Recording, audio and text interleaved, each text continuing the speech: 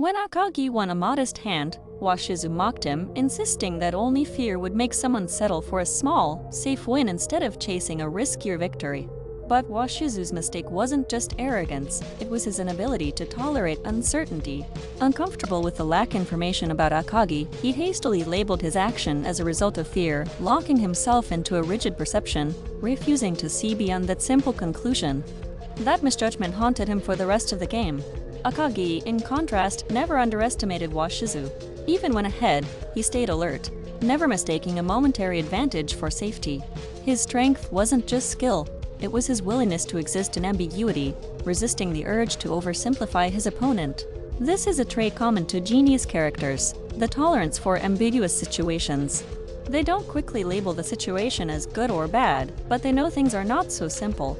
Someone with low tolerance to ambiguity has some predictable tendencies.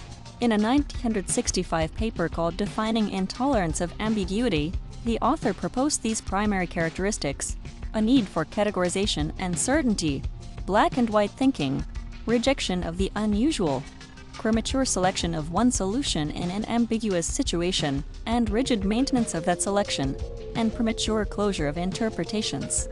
High intolerance to ambiguity can be detrimental to mental health, and it is a vulnerability that may lead to depression, as the rigid view that the world is unchanging is an ineffective way to cope with external changes.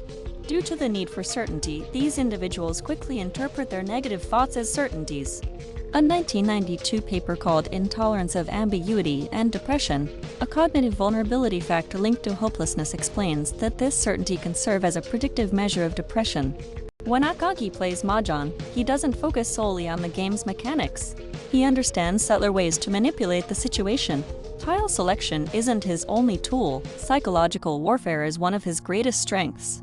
Throughout the game, Akagi refuses to reclaim his lost blood even when given the chance. By staying handicapped, vulnerable to a single lucky move from Washizu, he deliberately unsettles his opponent. What seems like recklessness is calculated disruption. While others fixate on the obvious disadvantages, Akagi doesn't rush to judge. He assesses both the risks and hidden openings.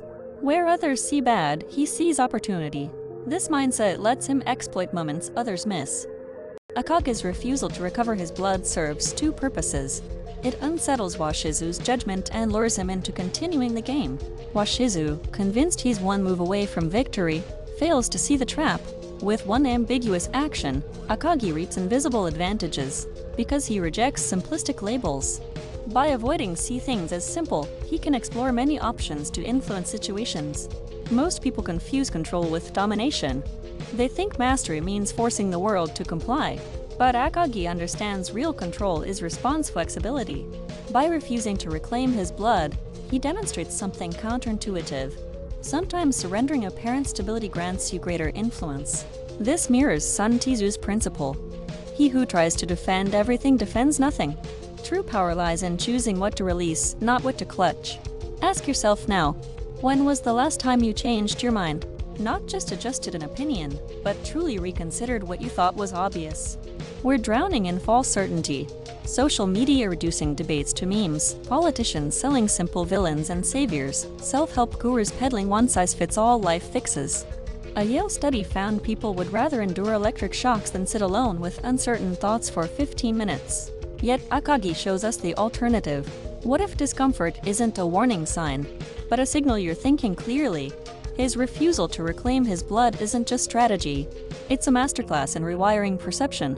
While Washizu clings to winning equals good, losing equals bad, Akagi asks, what does this loss make possible? Who benefits from me seeing this as hopeless? Where have I been trained to ignore ambiguity? This isn't philosophy, it's survival. Every clickbait headline, every polarized debate, every algorithm feeding your existing biases relies on your intolerance for uncertainty.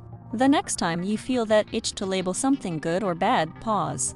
Ask yourself, what's the third option I'm not seeing? Because in a world that profits from your certainty, the most radical act is to stay uncertain, not paralyzed, poised, ready to spot the move no one else anticipates. The game's already rigged. You need to play by different rules.